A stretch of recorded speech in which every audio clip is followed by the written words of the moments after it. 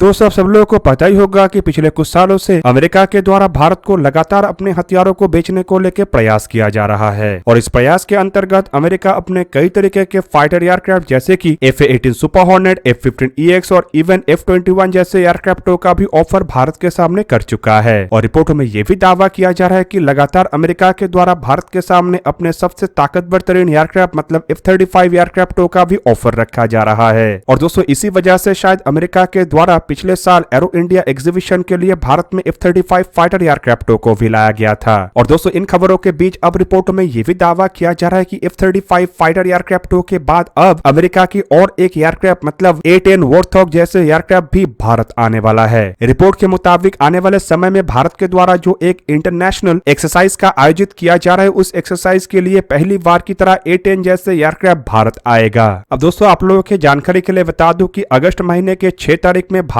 की तरफ से तरंग शक्ति एक्सरसाइज को आयोजित किया जा रहा है और ये तरंग शक्ति एक्सरसाइज है, ये असल में एक इंटरनेशनल एयर एक्सरसाइज है जिसमें कई सारे देशों के द्वारा हिस्सा लिया जा रहा है। और दोस्तों इन देशों में यूरोप के कई सारे ताकतवर तरीन देश के अलावा अमेरिका भी शामिल है। रिपोर्ट के मुताबिक यूरोप की तरफ से जहाँ पे इस एक्सरसाइज के लिए अपने बेहतरीन से बेहतरीन फाइटर एयरक्राफ्ट जैसे की यूरोफाइटर, टाइफून और राफेल जैसे एयरक्राफ्ट भेजा जा रहा है, तो वहीं पे अमेरिका भी इस एक्सरसाइज के लिए अपने कई सारे एयरक्राफ्टों को भारत भेज रहा है। और इस ऐतिहासिक एक्सरसाइज में पहली बार की तरह A-10 थंडरबोल्ट 2 या फिर कहे तो वॉर्थॉग एयरक्राफ्ट भी भारत आएगा। दोस्तों वैसे अगर देखा जाए तो A-10 थंडरबोल्ट 2 या फिर कहे तो वॉर्थॉग एयरक्राफ्टों को कोई नया जनरेशन के फाइटर एयरक्राफ्टों के साथ कंपेयर नहीं किया जाता है, लेकिन ये एक आइकॉनिक हथियार है जिसे कि अमेरिका के बेड़े के एक ताकतवर तरीन एयरक्राफ्ट के रूप में भी देखा जाता है। और खास करके इन एयरक्राफ्टों को एक फाइटर एयरक्राफ्ट नहीं बल्कि एक क्लोज एयर सपोर्ट या फिर कहे तो एंटी आर्मर्ड एयरक्राफ्ट के रूप में देखा जाता है, जो कि अपने GAU-8 एवेंजर 30 मिलीमीटर के गैटलिंग गनों से पहचाना जाता है। और दोस्तों इन गनों के द्वारा 30 मिलीमीटर के armoured piercing depleted uranium round का उपयोग किया जाता है, जो कि एक ही वार में एक टैंक को ध्वस्त कर सकता है। और इसी वजह से इन एयरक्राफ्टों को दुनिया के सबसे ताकतवर तरीन एंटी आर्मर्ड एयरक्राफ्ट के रूप में भी देखा जाता है। और खाली इतना ही नहीं बल्कि अन्य एयरक्राफ्टों के जैसे कुछ गिने चुने संख्या में ही राउंड्स को इन एयरक्राफ्टों के द्वारा कैरी नहीं किया जाता है, बल्कि A-10 थंडरबोल्ट एयरक्राफ्ट एक साथ 1000 से भी अधिक ऐसे राउंड को कैरी कर सकता है, जो कि पलक झपकते ही आर्मर्ड के एक लंबे कॉलम को तबाह करने के लिए काफी है। वहीं पे दोस्तों आप लोगों को यह भी बता दूं कि मॉडर्न एयरक्राफ्टों के लिए जहां पे लो ऑल्टीट्यूड फ्लाई काफी चुनौतीपूर्ण काम होता है, तो वहीं पे A-10 थंडरबोल्ट 2 एयरक्राफ्टों के लिए लो ऑल्टीट्यूड फ्लाई एक नॉर्मल काम है। इवन ये एयरक्राफ्ट लंबे समय तक लो ऑल्टीट्यूड में फ्लाई कर सकता है और एक्यूरेसी के साथ टारगेटों को हिट भी कर सकता है। और दोस्तों इसी वजह से दुश्मन के लिए ये एयरक्राफ्ट केवल मात्र काल ही नहीं है बल्कि क्लोज एयर सपोर्ट के लिए भी इन एयरक्राफ्टों का मुकाबला किसी और एयरक्राफ्ट के साथ नहीं किया जा सकता। इवन दोस्तों अमेरिका के द्वारा A-10 थंडरबोल्ट 2 एयरक्राफ्टों को इस तरीके से डिजाइन किया गया है कि ये लो ऑल्टीट्यूड फ्लाई के दरमियान वेदर कंडीशन या फिर लो ऑल्टीट्यूड प्रेशर के वजह से किसी भी तरीके से डगमगा ना जाए। हालांकि आप लोगों के जानकारी के लिए बता दूं कि भारत में जो तरंग शक्ति एक्सरसाइज को आयोजित किया जा रहा है इसमें अमेरिका के द्वारा केवल मात्र A-10 थंडरबोल्ट 2 एयरक्राफ्टों को ही नहीं लाया जाएगा, बल्कि अमेरिका इस एक्सरसाइज के लिए अपने F-16 एयरक्राफ्टों को भी ला रहा है। हालांकि पहले कुछ खबरों में दावा किया गया था कि F-15E जैसे एयरक्राफ्टों को भी अमेरिका भारत लाएगा, लेकिन अब इस दावे के ऊपर कोई कंफर्मेशन नहीं आया है। मतलब जब तक भारत का ये एक्सरसाइज शुरू नहीं होता है तब तक ये गारंटी से नहीं कहा जा सकता है कि F-15E एयरक्राफ्ट भारत आएगा या नहीं। हालांकि MRFA टेंडर मतलब इंडियन एयरफोर्स के 114 फाइटर एयरक्राफ्टों के टेंडर के अंतर्गत यूरोप के द्वारा जिन एयरक्राफ्टों का ऑफर किया गया है, खास करके यूरोपियन कंसोर्शियम की तरफ से जो यूरोफाइटर टाइफून एयरक्राफ्टों का ऑफर किया गया और डसॉल्ट एविएशन की तरफ से जो राफेल एयरक्राफ्टों का ऑफर किया गया है, उन एयरक्राफ्टों को भारत लाया जा रहा है। और इवन एयरबस कंपनी अपने A330 MRTT और A400M एयरक्राफ्टों को भी भारत ला रहा है, क्योंकि इन एयरक्राफ्टों को भी भारत के द्वारा खरीदने का संभावनाएं हैं। ऐसे में कुछ रिपोर्टों में दावा किया जा रहा था कि MRFA टेंडर में अमेरिका के द्वारा जो F-15EX एयरक्राफ्टों का ऑफर किया गया है उसके दावेदारी को स्ट्रॉन्ग करने के लिए शायद अमेरिका F-15E एयरक्राफ्टों को भारत लाए। पर दोस्तों A-10 थंडरबोल्ट 2 एयरक्राफ्ट वैसे तो कोई भारत के इंटरेस्ट लिस्ट में नहीं है, पर इन एयरक्राफ्टों को भारत ले आने के पीछे अमेरिका का एक बहुत बड़ा मकसद हो सकता है। और दोस्तों वो मकसद शायद चाइना के सामने अपने क्षमता का प्रदर्शन ही हो। यहाँ पे आप लोगों के जानकारी के लिए बता दूं कि A-10 थंडरबोल्ट 2 एयरक्राफ्टों को अमेरिकी कंपनी फेयरचाइल्ड रिपब्लिक की तरफ से तैयार किया जाता है और ये क्लोज एयर सपोर्ट एयरक्राफ्ट है। इन एयरक्राफ्टों का फर्स्ट फ्लाइट आज से करीबन 52 ईयर पहले मतलब 1972 को हुआ था और 1977 में इन एयरक्राफ्टों को ऑपरेशनलाइज किया गया था। और अमेरिका की तरफ से 700 से भी अधिक ऐसे एयरक्राफ्टों का निर्माण किया जा चुका है और इन इन एयरक्राफ्टों का उपयोग केवल मात्र अमेरिका के तरफ से ही किया जाता है। दोस्तों इन एयरक्राफ्टों के क्षमता को अगर देखा जाए तो एक क्रू मेंबर से ये ऑपरेट होता है, जबकि इसका लंबाई 16.26 मीटर मतलब 53 फीट 4 इंच है, जबकि इसका चौड़ाई करीब करीब 17.53 मीटर मतलब 57 फीट 6 इंच है। एयरक्राफ्ट का हाइट 4.47 मीटर मतलब 14 फीट 8 इंच और इसके विंग एरिया करीबन 47 मीटर स्क्वायर या फिर कहें तो 506 फीट के आसपास है। एयरक्राफ्ट का empty weight 11,321 kilogram, gross weight 13,782 kilogram और मैक्सिमम टेक ऑफ वेट करीबन 20,865 किलोग्राम है। एयरक्राफ्ट करीब करीब 4,990 किलोग्राम के इंटरनल फ्यूल को कैरी कर सकता है और इसमें इंजन के रूप में जनरल इलेक्ट्रिक के TF34 GE100A afterburner turbofan engine का उपयोग हुआ है, जिसका थ्रस्ट करीब करीब 40.32 किलोन्यूटन है। दोस्तों ये जो एयरक्राफ्ट है ये सी लेवल में मैक्सिमम 706 किलोमीटर पर आवर की रफ्तार में उड़ान भर सकता है, जबकि इसका क्रूज स्पीड करीब करीब 560 किलोमीटर पर आवर है। स्टॉल स्पीड इसका करीबन 220 किलोमीटर पर आवर और नेवर एक्सीडेड स्पीड करीबन 833 किलोमीटर पर आवर है, जबकि एयरक्राफ्ट के कॉम्बैट रेंज 463 किलोमीटर और फेरी रेंज करीब करीब 4150 किलोमीटर है। एयरक्राफ्ट के सर्विस सीलिंग मतलब ऊंचाई में जाने का क्षमता 13.5 किलोमीटर से भी अधिक मतलब 45,000 फीट से भी अधिक है, जबकि इसके रेट ऑफ क्लाइम को देखा जाए तो ये करीबन 6,000 फीट पर मिनट है। दोस्तों एयरक्राफ्ट में इस्तेमाल होने वाले हथियारों को देखा जाए तो 30 मिलीमीटर के एवेंजर रोटरी कैनन के अलावा एयरक्राफ्ट में 11 हार्ड पॉइंट है, जिसके सहारे ये 7,260 किलोग्राम के पेलोड को कैरी कर सकता है। और इन पेलोड में जहाँ पे कई तरीके के अलग अलग 70 मिलीमीटर के रॉकेट है, तो वहीं पे M9 साइडवाइंडर जैसे एयर टू एयर मिसाइल और AGM-65 मर्विक जैसे एयर टू ग्राउंड मिसाइल भी है। हालांकि इसके अलावा ये कई तरीके के बॉम्ब्स को भी कैरी कर सकता है और फ्लेयर्स के साथ इंफ्रारेड डेकॉय और ड्रॉप टैंक को भी कैरी करने का क्षमता इन एयरक्राफ्टों के पास है। अब दोस्तों A-10 थंडरबोल्ट 2 जैसे एयरक्राफ्टों को लेके एक तरफ जहाँ पे बड़ा खबर आ रहा है, तो वहीं पे दूसरी तरफ एयरबस के तरफ से भी एक बड़ा खबर दिया जा रहा है और रिपोर्ट के मुताबिक भारत के बढ़ते हुए मार्केट को देखने के बाद एयरबस के द्वारा केवल मात्र अपने एयरक्राफ्टों का ऑफर ही भारत के सामने नहीं रखा जा रहा है, बल्कि एयरबस अपने यूरोड्रोन को भी भारत को बेचना चाहता है। दोस्तों मीडिया रिपोर्ट में दावा किया जा रहा है कि एरोस्पेस जायंट एयरबस कंपनी साल 2025 में भारत में आयोजित होने वाले एरो इंडिया 2025 एग्जीबिशन में अपने कई तरीके के एयरक्राफ्टों के साथ साथ अपने कटिंग एज टेक्नोलॉजी वाले मीडियम ऑल्टीट्यूड लॉन्ग एंड्योरेंस श्रेणी के ड्रोन यूरोड्रोन को भी शोकेस कर सकता है। और रिपोर्ट के मुताबिक भारत के बढ़ते हुए मार्केट को देख के ही एयरबस कंपनी के तरफ से ये डिसीजन लिया जा रहा है, ताकि एटलीस्ट भारत से ड्रोनों को लेके कुछ डील मिल सके। अब दोस्तों ये यूरोड्रोन प्रोजेक्ट को अगर देखा जाए तो ये असल में जर्मनी, फ्रांस, इटली और स्पेन के कोलैबोरेशन के अंतर्गत बनाया गया है। हालांकि इसके कैपेबिलिटी के बारे में फिलहाल कोई ज्यादा जानकारी नहीं है, लेकिन कुछ रिपोर्टों के मुताबिक ये जो ड्रोन है ये इंटेलिजेंस, सर्वेलेंस, रिकॉनेसेंस के काम को अंजाम दे सकता है और ये मॉड्यूलर डिजाइन का है, जिससे कि इनमें कई तरीके के स्पेसिफिक मिशन के इक्विपमेंटों को भी लगाया जा सकता है। मीडिया रिपोर्टों के मुताबिक अमेरिका के MQ-9 रीपर जैसे ड्रोनों के मुकाबले में यूरो ड्रोन आकार में बड़ा और कुछ यूरोपियन एक्सपर्ट्स के तरफ से तो ये तक दावा किया जा रहा है कि यूरो ड्रोन अमेरिका के ड्रोन के मुकाबले में अधिक कैपेबल है। यहाँ पे दोस्तों आप लोगों के जानकारी के लिए ये भी बता दूं कि फिलहाल इन ड्रोनों के फर्स्ट फ्लाइट को अब तक अंजाम नहीं दिया गया है और साल 2027 के मध्य तक इन ड्रोनों के फर्स्ट फ्लाइट को जहाँ पे अंजाम दिया जाएगा, तो वहीं पे साल 2028 से शायद इन ड्रोनों के प्रोडक्शन को शुरू कर दिया जाए। पर दोस्तों इन ड्रोनों को बनाने से पहले ही ड्रोनों को खरीदने को लेके ऑलरेडी ऑर्डर मिल चुका है और